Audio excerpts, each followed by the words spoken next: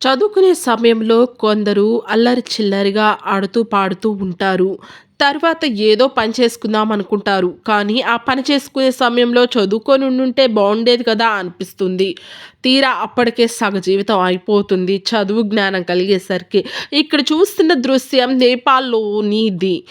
అక్కడ విద్యార్థులు చదువుకోవడం కోసం పొంగి పొర్లుతున్న నదిని లెక్క చేయకుండా ఈ వర్షాకాలంలో ఒక తొట్టెలో కూర్చొని అక్కడ తీగను నెడుతూ కొందరు విద్యార్థులు వాళ్ళ ప్రాణాలను పణంగా పెడుతూ వెళుతూ కనిపిస్తున్న దృశ్యం ఇది. నా రిక్వెస్ట్ ఏంటంటే ఇక్కడ ఒక వంతెన కడితే బావుంటుంది కదా!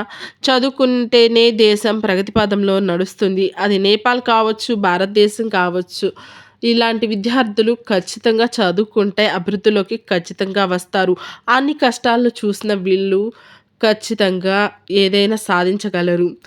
మీకు గనక నా వీడియో నచ్చితే లైక్, షేర్ అండ్ సబ్స్క్రైబ్.